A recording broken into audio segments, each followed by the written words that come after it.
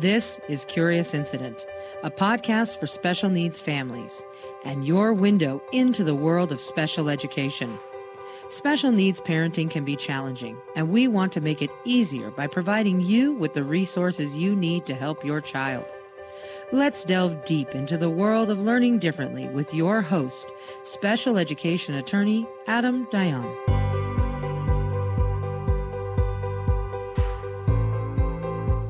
I am pleased to welcome my next guest, Shirley Aninias, on the Curious Incident podcast. Shirley began her career as a public school teacher with the New York City Board of Education. She went on to found Ready, Set, Play social skills program, where she serves as director and developer of the I Learn Through Play social emotional curriculum. Currently, she is the principal and founder of the Shirley Aninias School, a school for neurodiverse students that integrates academics, social emotional learning, daily living skills, and ABA-based programming. Throughout her career, she has remained deeply committed to empowering neurodiverse learners and their families through education, advocacy, and compassionate leadership. Shirley, welcome. Thank you. Thank you for having me. It's great to have you here. Thanks. Shirley, you've said that you want conversations like this to be full of color. How does that spirit show up in your leadership and in your school community? I'm in a very unique situation because the leadership of my team have all been my assistants. And so they have seen me as a teacher. They know how I like my program to be run. And now that I have a team of directors, the spirit lives through them in my school community. And then that gives me the opportunity to lead with passion. So you all have been working together for a long time, it sounds like. We sure have. And it is really wonderful to see some of my team members who were assistants, then they became credentialed professionals and then become directors of the program, and watch them through the evolutions of their careers. And then now that they're leading through my lens, it gives me great joy just to see them take control and lead with pride. That's wonderful. It's so important to have a team that's gelling. It sure is. What inspired you to create the Shirley Aninias School? I would say it's my father. My father was a upholsterist from the United Nations. And when he was growing up, he would tell me that they were so poor that he didn't have any toys. And then he would tell me that he would create cans and make them into cars with his brother. They would take cardboard boxes and make toys out of them. And then he also told me that you don't really have to have much to create things. All you need is to use your imagination and plan, and you could pretty much make anything. That is so relevant to today, where everybody thinks that you need all this sophisticated technology just to keep busy, when, imagination is everything. You can do it all with the stuff around you. I agree, because he was a simple man, and the things that he created, he was able to create with a plan. And before any of the inventions were invented back when I was younger, he already was able to invent them by using, paper plates and cardboard boxes. And I'll give you an example. Like, he was able to create rollerblades before they came out, and he showed me what the prototype looked like. But the thing about it is that when you're an immigrant coming from Asia coming to the United States, you don't have all those resources yet. So you don't know who to talk to, who to patent. But then when he showed that to me when I was younger, I really was able to take off with the imagination, the planning, how making decisions. So that's one of the inspirations for me to start a school. And because of that, I think that when you walk through my school, you'll see all of me, but also all of my father's spirit. Oh, that's so sweet. Sorry, that sounds condescending when you say it like that. I didn't mean it that way. Oh, no, not at all. Because for any businesses that start, you have to start because there is a purpose, there is a reason. And then once you find that and you start and you know how to start it from beginning to end, things just start to happen.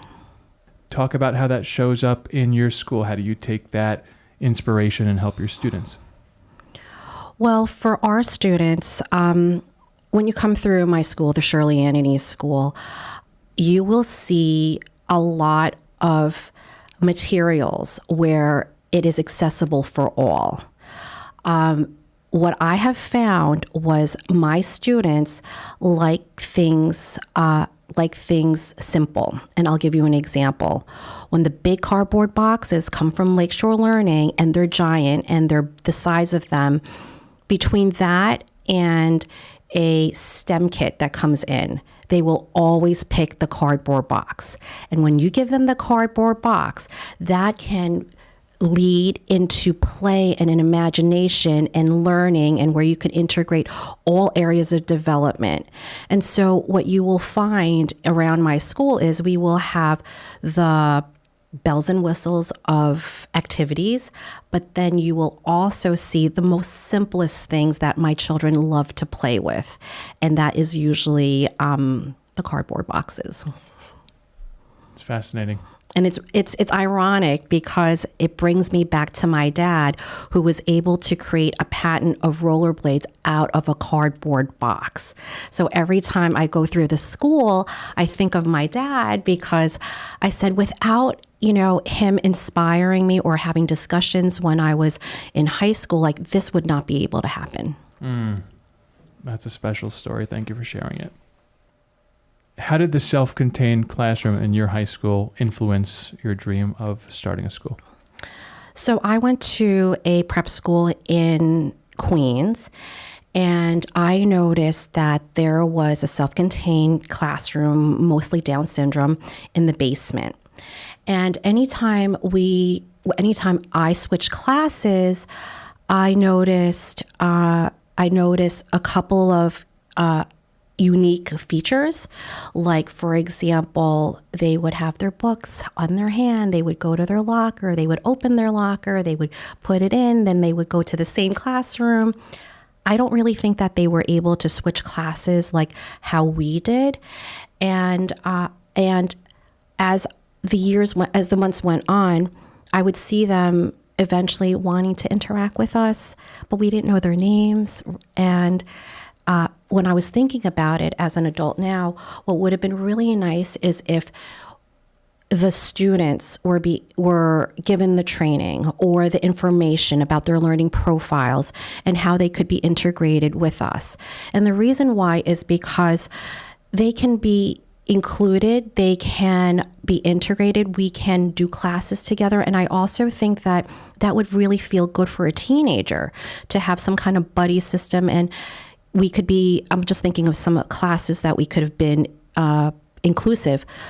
Some of them would be like gym, cooking. So those are some examples that I think that we could have worked together. And I think that as a teenager, that would really put an impact on their lives in terms of perspective and being able to help, and that feeling of being to support or be helpful to someone is a feeling that I think young children, young teenagers should be able to experience at a young age. And just to clarify, we're talking about when you were in high school yourself and there was a self-contained classroom in the school that had opportunities for interacting with typically developing students throughout the school day. But what I'm hearing you say is that the typically developing students weren't trained or taught how to interact with the other students in a meaningful way, or how to... Correct. So we just passed by them. There wasn't discussion like in assemblies of hi, we're in this high school, but we do have children who have, teens who have special needs. If you'd like to come and volunteer, please come visit. We can, put a buddy system. This is what it would look like, how you can work together. I think something like that would have been great because I didn't have that experience. So based on that really put perspective when I graduated. And how do you draw from that experience to shape the program at your school? Our school is community-based. So I have a lot of my students who have siblings who are typical. And during the summers or when they are 14 and above, I will always tell them, don't forget me, because I would love for you to come back and be my intern. I would love for you to come back and work with us and collaborate in some way, because when you see the siblings of the neurodiverse learners, there is such great empathy, there is such great caring, there's something that is just so unique in that relationship that I think that everyone should be able to experience. Who is your typical student? Our typical student is the complex learning profile. So what that means is that they have to have at least 2 or more diagnoses. We specialize in children with autism, social pragmatic disorder, ADHD combined type, mood disorder, intellectual disabilities. Those are some of the common profiles that I have currently. Okay. Do you want to describe the skills or weaknesses that they typically come in with?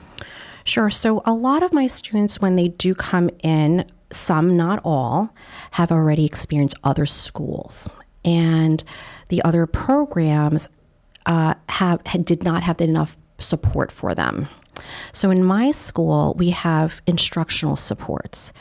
And so what that means is that the area of greatest weakness is the area that we're going to provide a robust program, and we look at it as an interdisciplinary model. So when a child comes in, right, the first part that we look at is, they have difficulty with flexibility, being told what to do, following group directions, participating in a group, not wanting to do work on command. And so once we see that, we have to meet them where they're at. So the way my team and I handle it is we look at what their triggers are. We change our language, accessibility, accommodations.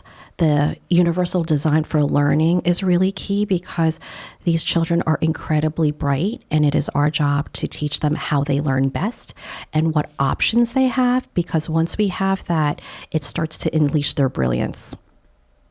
And we've seen that numerous times. And I'll just highlight teaching how they learn best. I think that's important for any student.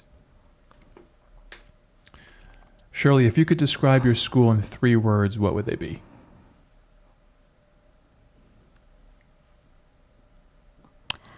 Agile, innovative, nurturing. Okay, do you want to? So we are a program where we can pivot very, very quickly on many, many fronts.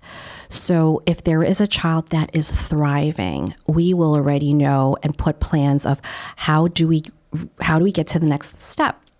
If a child we see that is having challenges and having difficulty, we are in a situation, fortunately, where we can figure out how to maximize that child's learning, and figuring out how to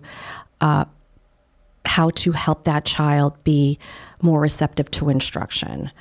The team that we have is dynamic. They are able to really observe the child carefully.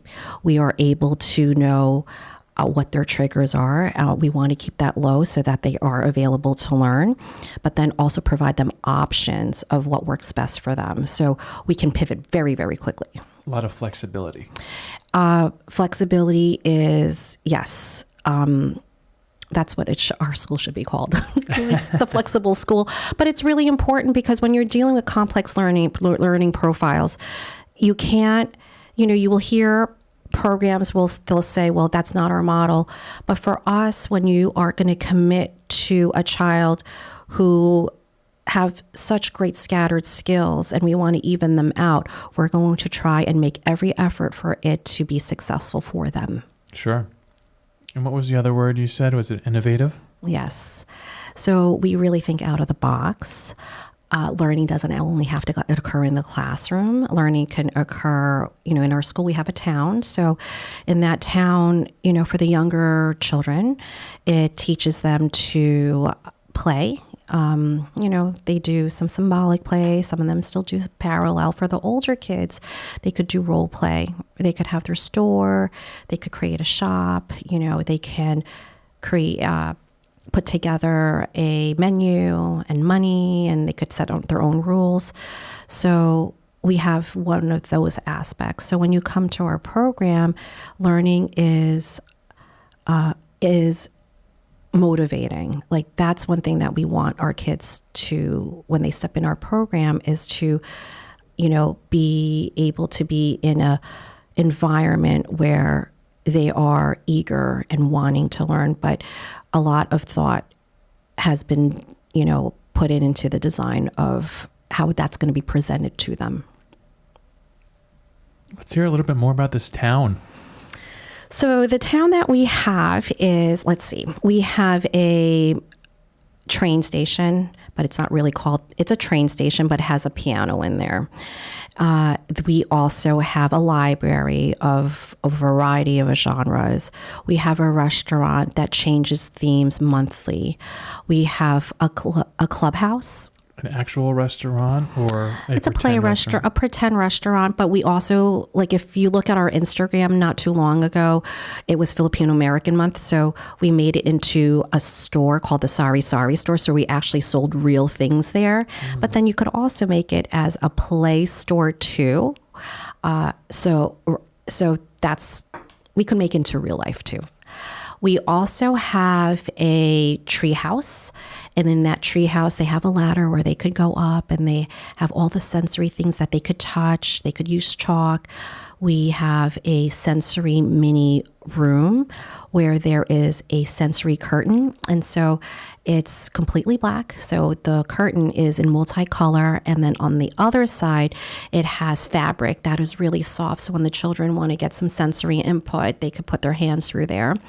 We also have another area on the bottom where we put fish tanks with water, and when you turn it on, the fish rise up, they rise down, and then to the left of it, there are these silly mirrors. So depending on what angle you look, you could look short, tall, funny, skinny. So that's what we have in our town. And then in our town, we also have this merry-go-round bicycle. So our children love going really, really fast on that, and backwards and forwards, and they like to stand on it like a Peloton and go fast on that. We have a Lego wall. We have a light wall, stem walls, more little nooks. We also have a wall of bicycles and scooters and turtle frog. So what that is like you sit on it, and the arms are the more side to side. When your arms go really fast, your turtle's going to go really quick. So we have those things that are available to our kids at our town. That sounds really fun. And there was one other word you mentioned. I think it was nurturing. When our students come in, we want them to, feel very safe. We also want them to know that no matter whether it's a good day or a day that we're working on, no matter what, we will always be there without any judgment. And so our team and our teachers really take the extra mile to make sure that our kids are heard, supported, and and we embrace them with everything that they could possibly need to feel comfortable, to be available to learn. There's lots of hugs and kisses at our school. Our program is warm and fuzzy. It does not have a traditional student teacher model. Like, there's lots of hugs and kisses and high fives, and if we can still carry them and give them hugs, we will, but a lot of our kids are bigger than us right now, so we can't do that. But they are truly, truly, loved for. And I'm sure that loving, warm environment opens them up for learning. Sure does. Then they think they're the boss. That's a problem I have with my own children. I'm going to add in one thing that I may insert later. Just getting back to the town for 1 second. I'm assuming at the town, depending on the student's level of skills and abilities, you have more or less guided support from instructors, depending on what they're capable of. Is that right? Yes. So when they do go to the town, one thing that we teach our children is autonomy. They have choices, they have options, you choose, but it's not a free-for-all. So there are limits. And so the limits are, if you want to go to the town for a break, or if you wanted to do your work in the town, you can. And then these are the boundaries. This is what the schedule, and then that's agreed upon first. If ever they do have a hard time going back to school, into the classroom, which you could imagine you're doing something highly, highly preferred. So we use the ABA model, right? And so we will also pair something really potent and as motivating to transition back to the classroom. And that's why when you walk through the halls of SAS, you will see behaviors at lowest levels because of that model. SAS is so much easier. I'm going to roll with that. Yes, please. Okay. Shirley, your mission says every child should learn at their own pace in their own space. What does that look like day to day at SAS? So that's where the universal design for learning comes in. Every child in our school have the option to show their best work. And so the accommodation and accessibility, it depends on our students. So if they're having group work or group meeting, you don't always have to sit and be in the group to do that. You can do that group work by laying on your belly. You can get a beanbag chair and participate. You can, in our classrooms, we have pods. If the noise level gets a little higher and you want to still be part of that group, you could bring your chair, bring what you need, and still participate that way. So in our school, there is so much flexible spaces and tools that they have access to. And I got that model from Google, right? And so when I saw in California, some of Google's employees doing meetings at a beanbag, or they have their pods on and they're on a skateboard, they're still in the meeting, they're still doing their work, but it looks different for everyone. And so that's where that came from, that model, because especially with the students that I have currently, I would say a handful of students that are going to be future litigators, and they are really good with reasoning and why not. And so the way we handle that is there's so many ways to learn. So let's figure out together what best works for you. So that's how that came about. I love that. Everybody's got their own styles. The Google example is an interesting one. I was talking to an author recently. I'm an aspiring writer myself, and she was talking about there being a culture of authors lying on the floor on their backs with a couple of books on their heads while they were being interviewed by a magazine or a newspaper or whatever. And I don't know, everybody's comfortable in their own way, and it's so important for a school to be tapped into. What does this student need to learn? Do they need the beanbag? Do they need movement? Do they need some other sensory accommodation or input to help them access what's being communicated? I'll give you an example. I have a student where he was incredibly bright, so articulate, and when he got older, he told us that the reason why he didn't like to sit on a table or paper or pencil is because those were triggers for him. Although he had so many great ideas to say and participate, he couldn't write. And so... Do you want to just say why? Do you know why? What was specific about that? What was the reason that was a trigger? It was because he came from another school where everyone was already expected to do that. Read, write, pencil, and that's how you show your work. And he had told me that, when he was in his class, his teacher made him write, with a pencil, but I think the teacher thought he already knew because he was so bright, so articulate. So these are things that, educators don't necessarily, think of. They just assume. And he threw the biggest tantrum at school. And the reason why is because he had profound fine motor difficult challenges and behavioral challenges kept occurring. And at that time, that program didn't know why. And, if they had a behavior lens, the moment you gave the paper and the pencil, and that's when he acts up, well, that it's because he couldn't. It's not that he was trying to avoid it. He couldn't. And so when a child has an area of difficulty in that area, we have to be able to figure out how, and how can we show your best work? It doesn't have to be paper. Like you could be able to tell us, we could get a scribe, we could do a project. There's so many different ways you can type. You could do voice to text.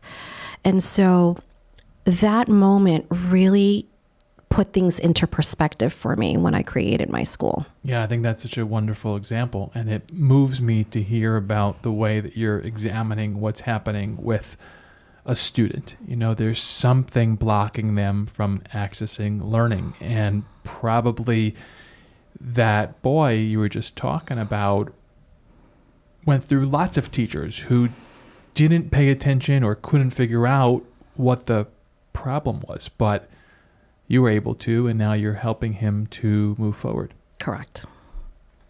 You mentioned universal design for learning a couple of times. Do you want to say a few words about what that is? Yes. So the universal design for learning is that everyone can participate with accommodations and accessibility. And so everyone can participate, but then they need specific tools to be able to be included. And so with our program, in a classroom, and I'll give you an example, we have a lot of children. I love your examples. Oh, great. I have so many of them I could share. So in our classroom, what you're going to find is that my kids have the wiggles. Oh, they have the wiggles. And once the wiggles are done, then they're available to learn. So some kids learn with a chair. Some we have a wiggle bench. Some want to do it on a standing chair. Some want to go in the pod where it's quiet. Someone wants to work and crunch on crunchy things. So that's for learning. But then let's talk about the behavioral aspects of it too, right? We're about to do a transition and the child doesn't want to transition into the activity. So what do we do? So again, we can provide more time. You could participate, and maybe if that is your trigger, maybe you can watch us. You could watch your class do it. We can teach you what is expected, but within what you need. So what that would look like, right, if the child doesn't want to participate in group instruction at the moment, we have learning pods. So that area of greatest weakness of whatever is triggering them, we can go into a classroom learning pod where we practice that skill. So the reason, for example, a child doesn't want to go to the group meeting is because it's the job chart. The job chart, he always wants to have the line leader, and his chances of getting the line leader is close to none because yesterday someone else, so he has to be flexible. So what we do, right, when, honoring the UDL, that area, why don't we practice? So with a teacher, and we will explain it to them, you're not going to be first. And we have to talk about, are you ready to proceed and know what the strategies are, or are you not? And if they are not, we will not push. And if they are not, then we're going to just show them ways, and we could just watch together like a movie, but it's not a movie. So we do like a social story, or we'll do reenactments until they get to a point where they're available. So those are other ways of universal design for learning to teach them to be available of things that they don't like or not comfortable with. You've said that to create a program like this, you must understand the cycle of a child's life. Can you explain that philosophy? I can. And what I meant by that was the cycle of the neurodiverse child's life. I am in a very unique situation where I have been able to treat children anywhere from age 2. And the adults that I have right now are anywhere between 18 and 26. And those families, my students, they do come back. They have come back. They come back every year during the summer, and they don't want to be called my former students. They want to be called my alumni. So I'm going to say, alumni, here I am. Hi. So yes, I have to. So you really have to understand not just where they were at 2 and where they are an adult, but also the evolution of what the parents are going through too. And so I have that experience firsthand with my families. And when I open up the school, I have that framework because there's an incredible amount of wisdom that I could provide on both ends, as for the parent and then also for the child. And then when my neurodiverse adults are older and I have conversations with them, they are able to give me insightful information that I think is so valuable and so golden and so special, that is given me the opportunity to team up with them and create this wonderful environment for the newer generation of students and families. I'm just thinking about some of the mentors that I've kept in touch with over the years, and it's a special connection. I mean, the fact that your alumni want to keep coming back, and that you are continuing to support them and learn from them. I mean, that is just a rewarding, ongoing relationship. It really is. And when they do come, they want jobs. They want high-paying money, salary, fees. They love to work for money.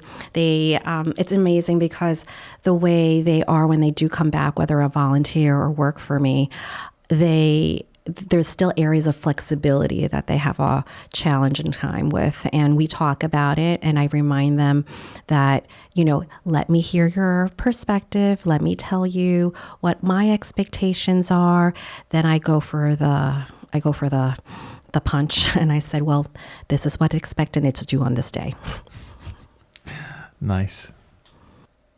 What makes your ABA program unique?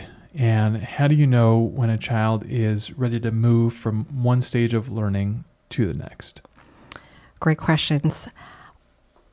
What makes our ABA program unique is I love applied behavior analysis, and I've applied it to schooling. So our ABA program doesn't look like your traditional program. I see it as the Goldilocks model. It's just right.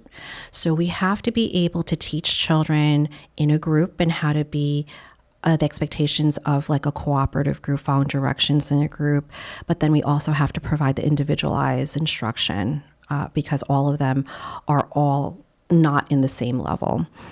And so our program is unique because of when you come through our school and when you learn about how it's ABA, it doesn't have the look and feel for it because it's done naturalistic. We do have goals. We do collect data. It looks like a model that can be easily carried over on a plane, train, automobile, at home. And that was really important for me when I was creating this school because I am a product of a robust ABA program, but I was also blessed to have a speech degree too. And then when you blend those together, you can really see the uniqueness of it, but also the science. So that is how we're unique. Also, when families come to our program, they get a little confused. They're like, oh, this doesn't really look like ABA.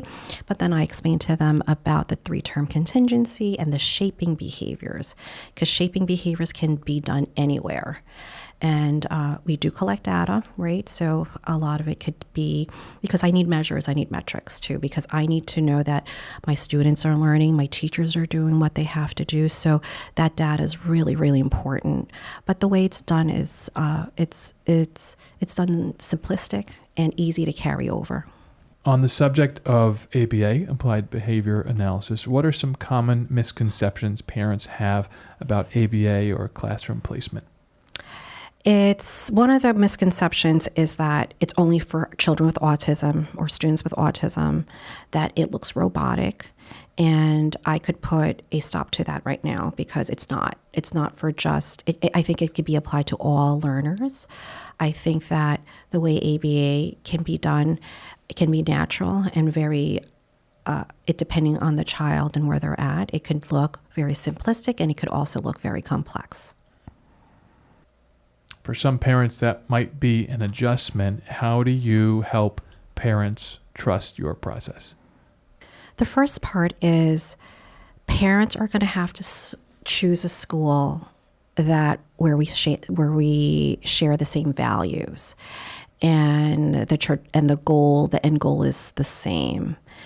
And when you have that, the next step is parents are going to have to trust the process at all states of the child's development, whether it be where they're thriving, trust the process because, we will progress. But let's say when the child is not, and I think that's really important to talk about. And what if the child is starting to show stagnant in terms of learning and they're starting to show regression? They have to also trust that process because at SAS, we have a robust team. And so when we see it going in another direction, then that's when we start to increase the reinforcement. We start to increase the expectation in terms of how do we modify the instruction so the child would be available. The other part that we also have to look at is anything happen medically with the child? So that's another part we have to also look at. And so there has to be trust on both ends. And for parents, they have to really be able to also be communicative and transparent about if they don't feel comfortable with something, and the school, us too, we will meet them. We will give a professional opinion in terms of, what to expect. But a lot of these things don't happen. It doesn't happen overnight. It takes time. How do you guide parents to focus less on when their child will speak or stop a behavior and more on the tools that foster communication and connection? I think that is one of the topics that I love talking about because when parents said, when are they going to speak? When are they going to speak? the first thing that I usually tell them is that speaking doesn't have to be expressive. It could be receptive. And I start teaching them about nonverbal communication because action speaks louder than words. And so, there's something called joint attention. You find something they like, and then you engage with them, and they give you I call it eye power, and then we go reciprocal back and forth, and the giggles back and forth, and then you eventually can, insert the phrases and the words in it. But I think that the nonverbal communication piece is really important for parents to really understand, and that connection, because it's meaningful. And we want meaningful engagement, because you could also have a child that speaks, but then when they do speak, we want it to be where it's whether it has meaning. Right? And some of them do and some of them don't. So the first part is, let's talk about how can we get more nonverbal communication going. Let's do hide and seek. Let's do the things that they like, the rough housing, let's start with there. And anything that gets back and forth eye contact, and you get the smile and you get the excitement, that's the first step. And that's the same thing with the behavior, right? So on the other hand, with behavior, we're going to teach parents, well, we are going to work. We know that this is difficult for him or her. So let's talk about how, as parents and, as your team, can support you of figuring out the precursor behavior. What are the triggers? If you know the triggers are, let's talk about, okay, what are the backup plans? How do we prevent? Or if it does happen and a behavior is going to occur, what are our strategies for de-escalation? Who is your team? So those are the things that we talk about. So this is a pulse check. We're making our way through our conversation. I'm wondering, is it full of color? I think so. I don't do anything right now. I'm 50, and so everything that I do at work, with my family, with my friends, I want it has to be, it has to have some kind of spunk. It has to have something that makes me feel good. It has to have purpose, joy. It has to be able to help. And so I would say yes. It's like that Marie Kondo philosophy. I don't know if you're familiar with her, but does this thing spark joy? Oh, it sure does. It sure does, because once you have that, so many other things happen that magically just happen that you don't expect. And that's where I am right now.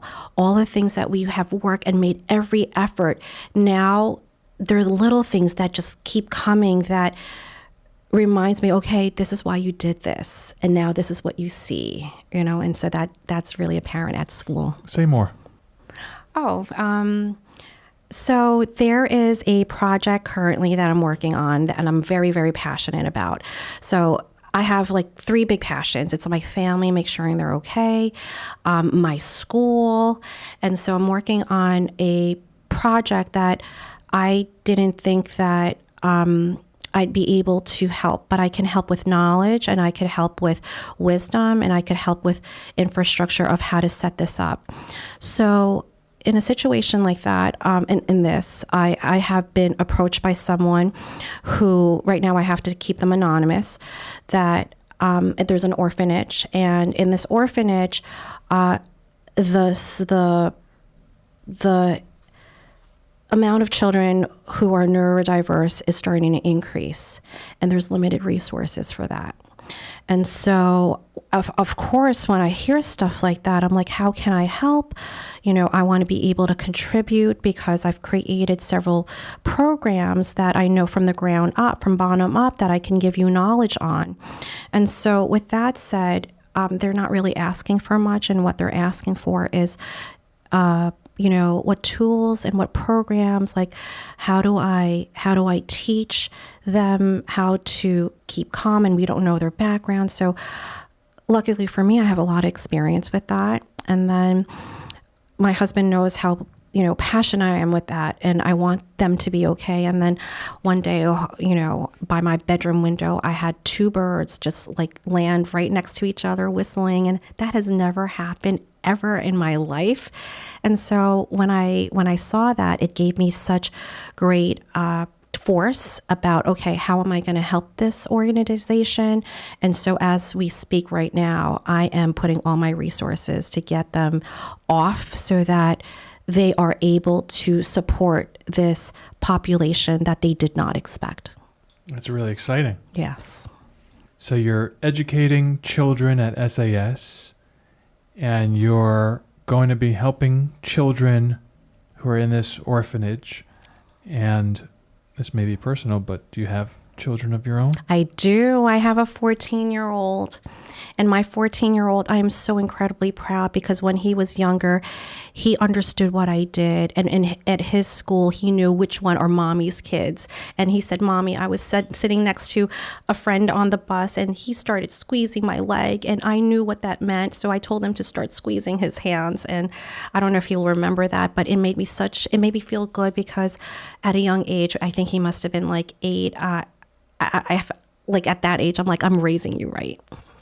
Is that about the students you were teaching in the school that he was attending? So he attends a typical. If this is... No, it's fine. Okay. No, it's fine.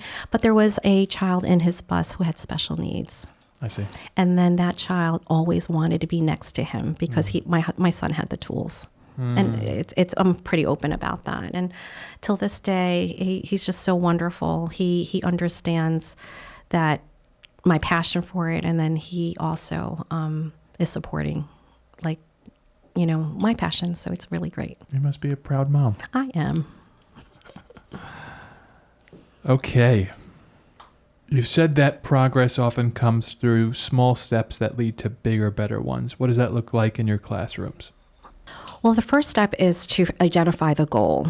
Once you identify the goal, then we're going to have to figure out what are the tools and how we're going to get there with the team and with the family.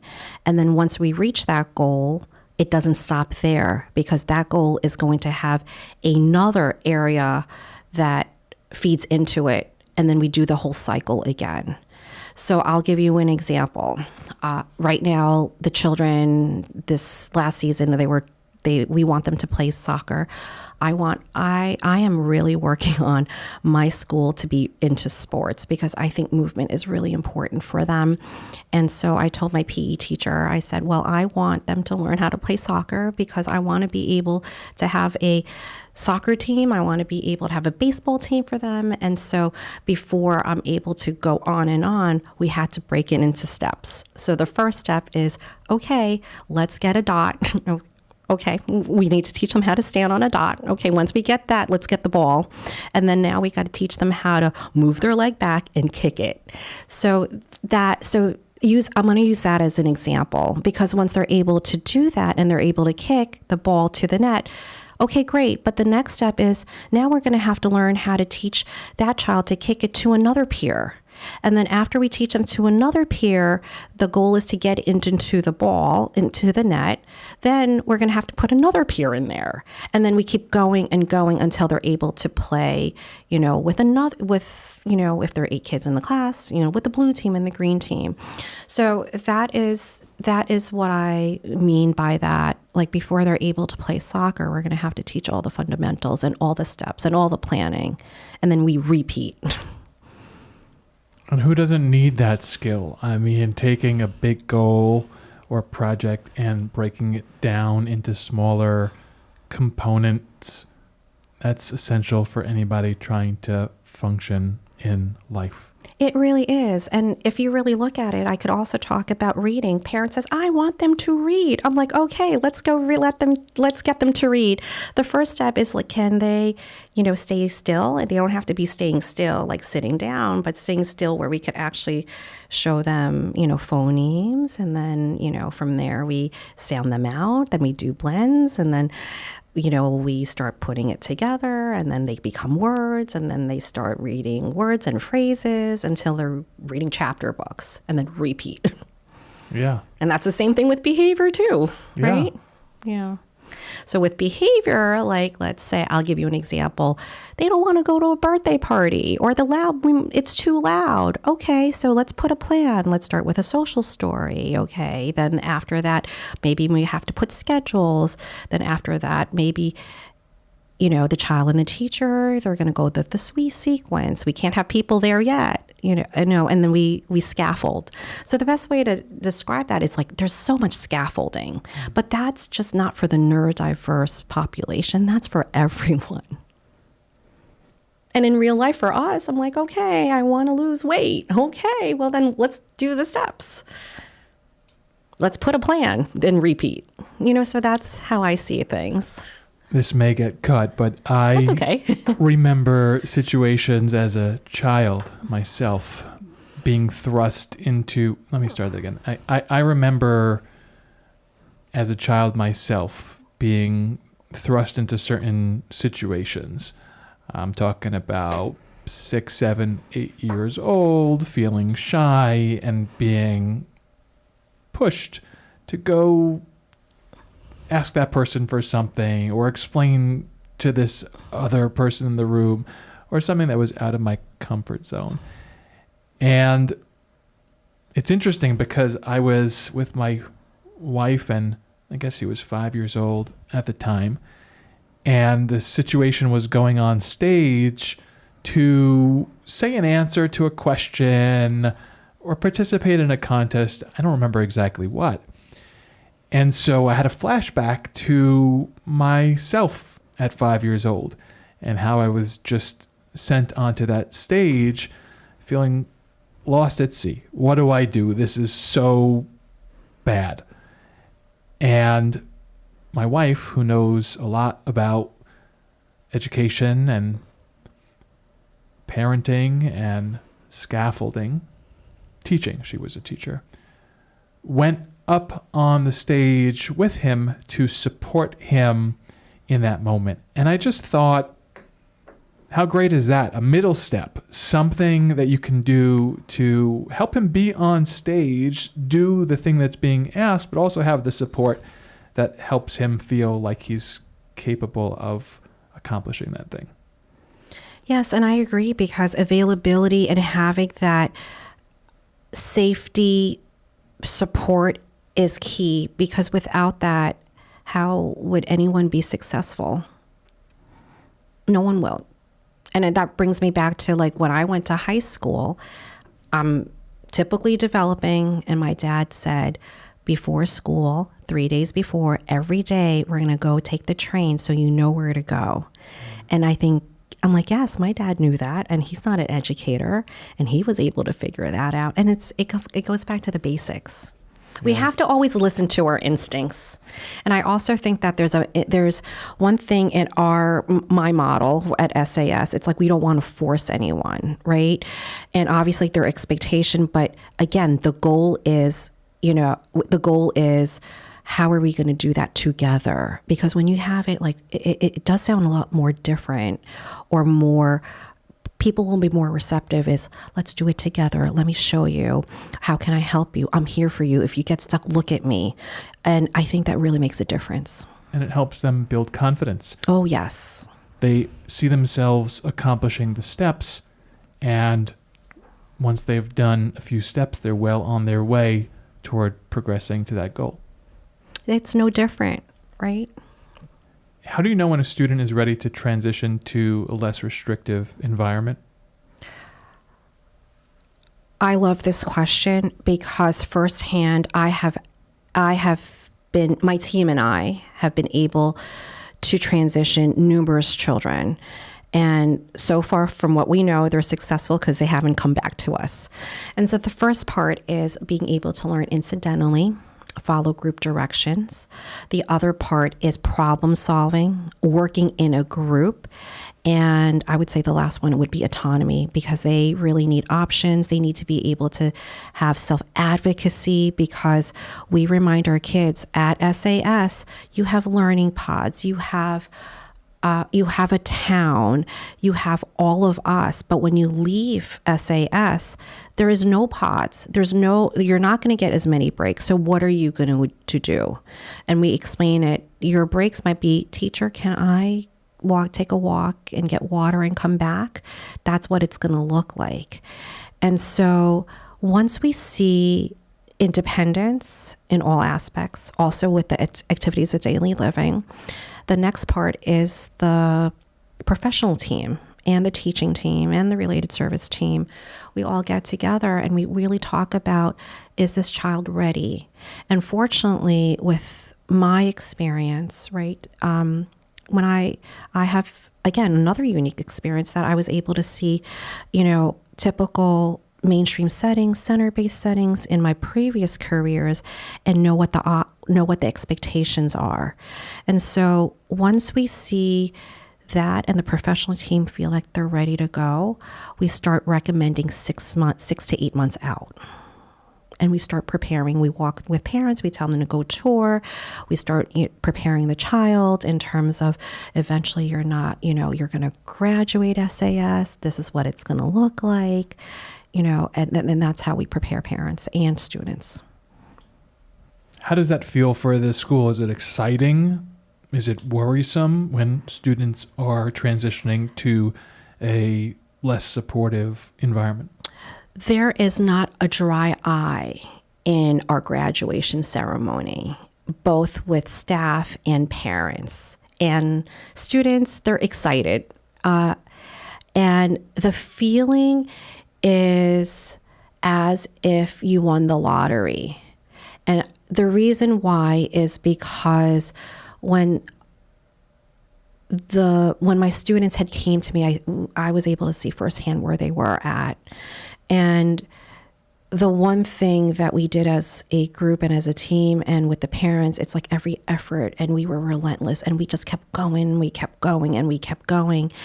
And then the moment's here. And when they do graduate, it is a testament to the student for really overcoming challenges, and for them to be able to go into another environment besides SAS, which is completely supportive, and go let their wings fly, is just a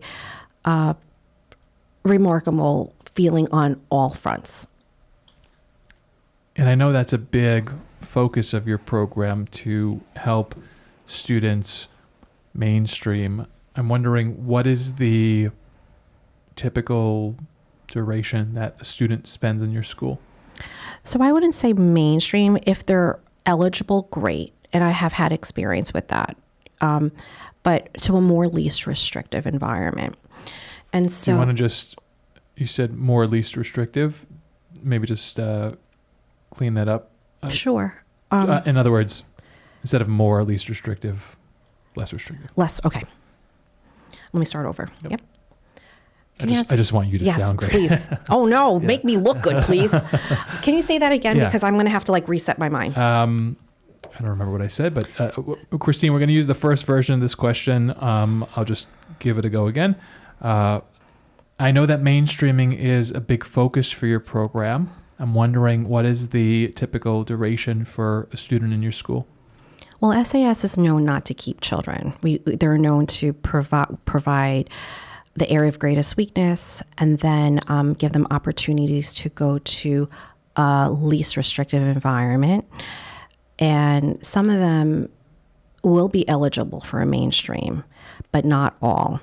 But I'd like to focus more on what that least restricted environment looks like. And so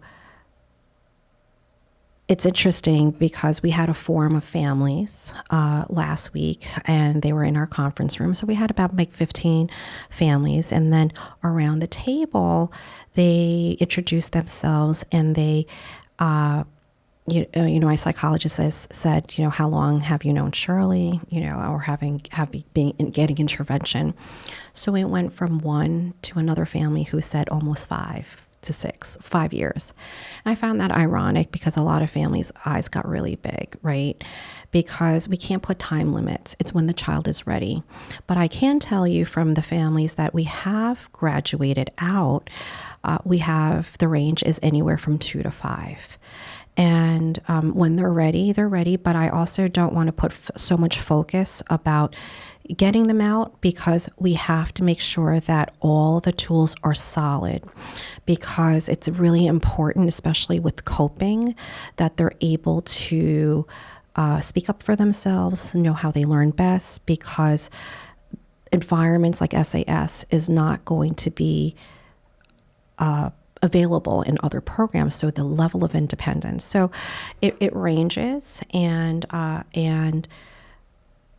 what we do want and what I want for my kids is that they are enrolled in our program, and then I try to see way beyond that. What does the trajectory of that child looks like? So whether you're here for 2 or 3, or our cutoff is 13, and then we'll get you to where you need to be in the next educational state.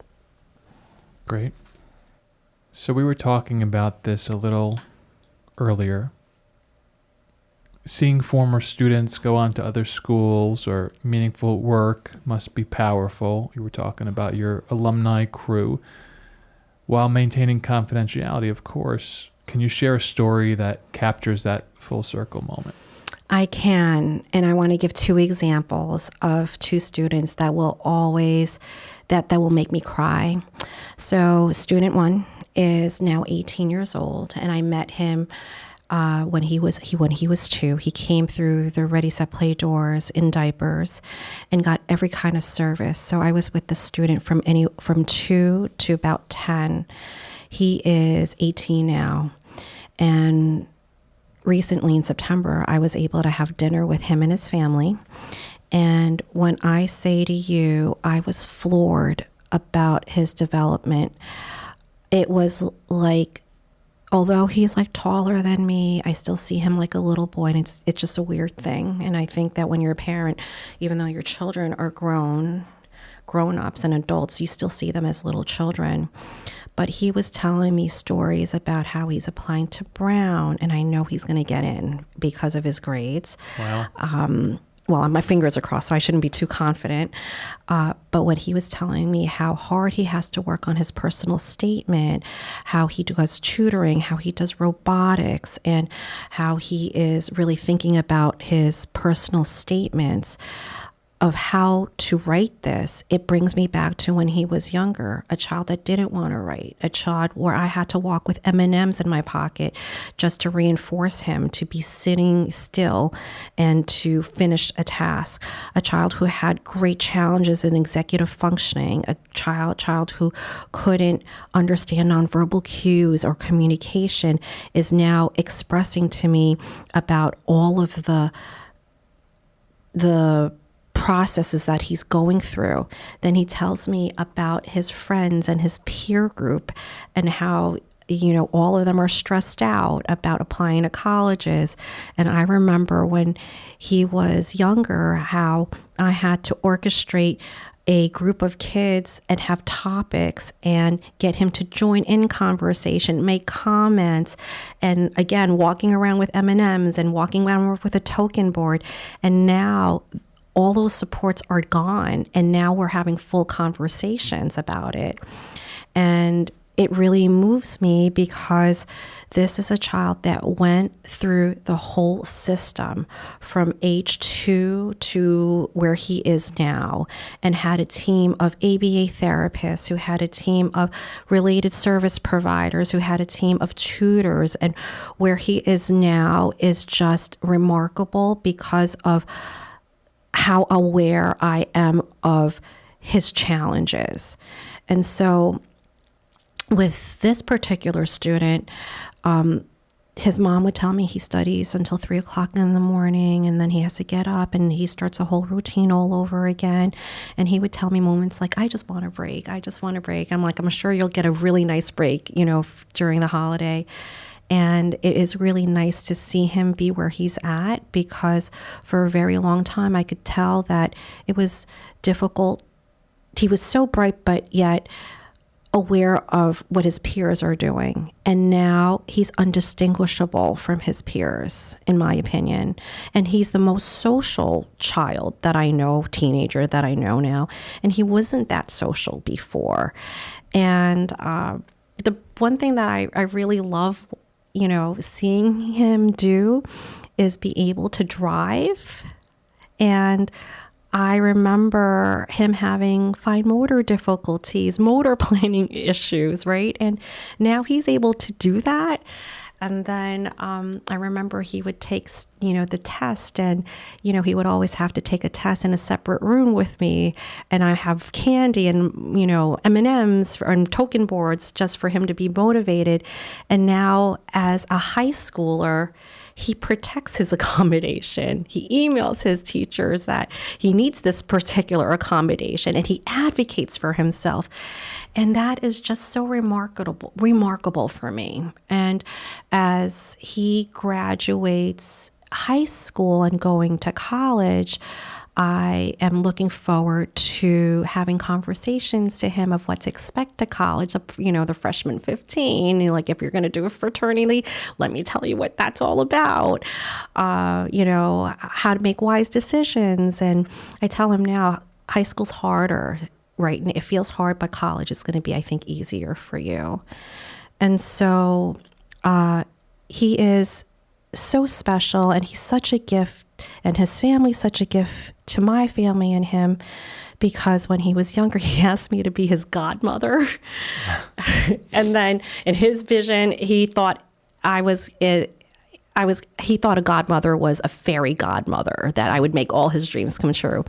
So not only was I his teacher, and when he asked me to be his godmother, I feel like, it's such an honor and such, again, a unique experience. How many teachers are able to have their students as their godparents and still be in contact with them when they're, an adult? And it brings me to tears, because I also saw how hard and how his mom and his parents just never gave up.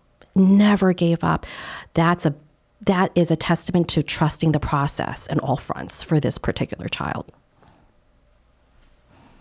First of all, wow. Just wow.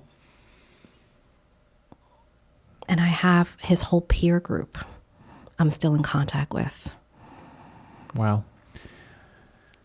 The thing you said about fairy godmother, my first thought was, you did it. You made his dreams come true. And my next thought was, he did it. I mean, I'm just thinking about the hard work that he has put in over all those years to break through barriers and learn those skills and get out of his comfort zone and learn what he needs to know to function and thrive. And it sounds like he's thriving, and your school and guidance facilitated that and helped him become the person he is today. It's just very moving. Isn't it? Because one thing that with this child and their family, and I see that also with, several of my current ones, it's grit. You really need to have grit, because he was, all our kids are diagnosed with really, serious diagnosis. But anytime they come through our doors, I tell parents, we're not even focused on the diagnosis. We're not. We're going to focus here and now and what the goals are and how we're going to get there. I don't care about the diagnosis. Let's just get moving. And, with this child, when he was younger, I don't think he realized why I was there to help him. So let me just give you content. My career before I became an owner of a school, and before I became, before I had Ready, Set, Play, I was something called a See It, right? And that's how I created, that's how this knowledge of mine came in terms of developing schools. I don't think he realized that I was there for him, because he was so aware. So my model and my style of providing support in the classroom, I'd like to be like a confederate. I am here for you, and I will tell you I'm here for you, because if I see you not, doing, if I could help you improve, I will. But it was really important that he didn't feel singled out.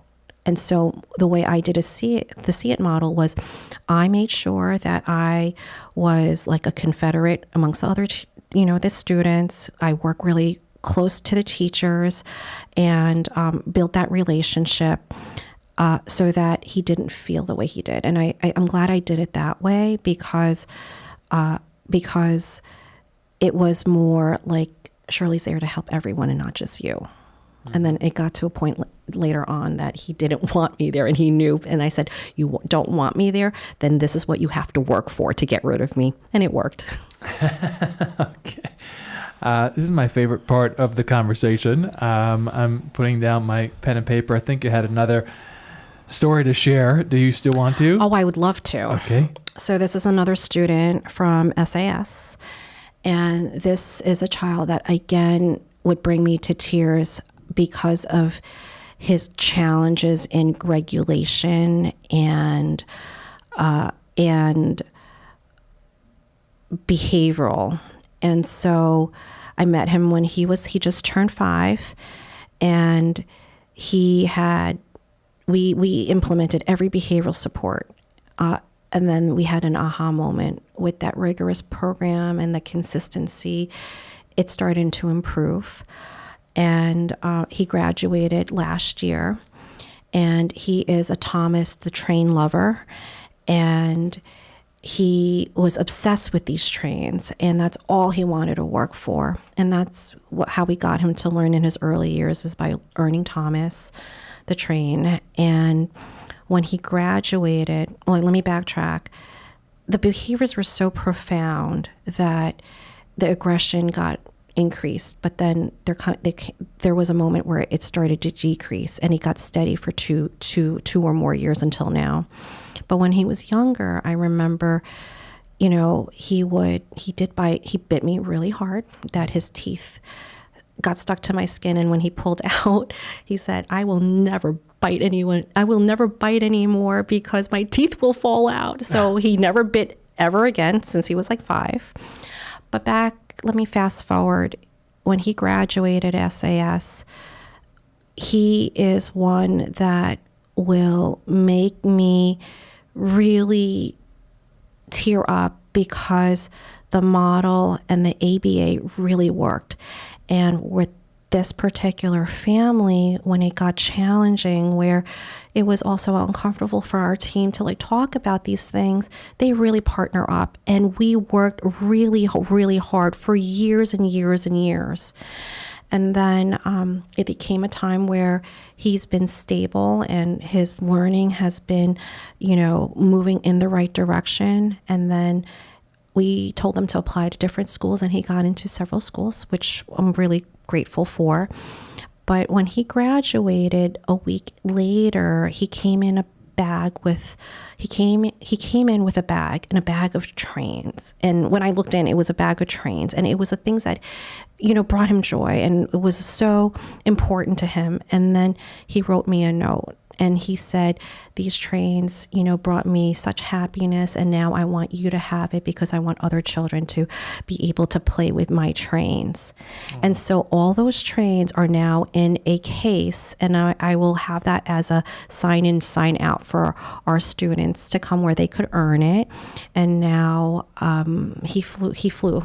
And that's just another example. I have many, many other examples, but the reason why I share these is because of all of them go through challenges, but their challenges were, more than average. It's a beautiful example, and just goes to show you that a school is built on all of the students who came before. Yes. Christine, this is a quick soundbite in case you need it. Shirley Aninias School, also known as SAS. And now, Shirley, I have, a few questions left. I'm thinking we can just do a rapid fire round. Sure. Shorter answers and bring it home. You wear many hats: founder, owner, principal, mother, supporter of an orphanage, etc. How do you balance all of those roles while staying connected to the heart of your work? I have a remarkable team. And I have a team that has been with me for so many years that I am able to do what I'm able to do because of them. And I've also gotten to a point where I've learned to delegate as of 2 weeks ago. Yeah, it's not such an easy skill to learn, but an important one, right? Yes. For parents listening who might be overwhelmed or just beginning their journey, what message of hope would you like to leave them with? Your children will improve. They will improve. You're going to find a school and a team that you trust, and then they will help you get through this journey, and I promise everything will be okay. Nice. What are some moments from the classroom that made you laugh this year? We have so many. So one is a student that farted so loudly, and I don't think he's ever farted that loudly that he didn't realize that his body could do that. So he hid under the table and he didn't know what that sound was, and he was so scared. And that's the first for us because we haven't seen a child so scared of his own bodily functions. So that was one. So that brings us really great belly laughs. I have another one where a child came to school without one shoe, and we asked him, "Where is your shoe?" Before we even asked him, he was already telling everyone before he walked into the door that he took his shoe off and he threw it in the train track and watched the train go by. That's good to laugh. No, I mean, you can't make that up. And then another one is a student who was like this high at the time, and his triggers were he wanted to see the backs of the teachers, right? He was lifting shirts up.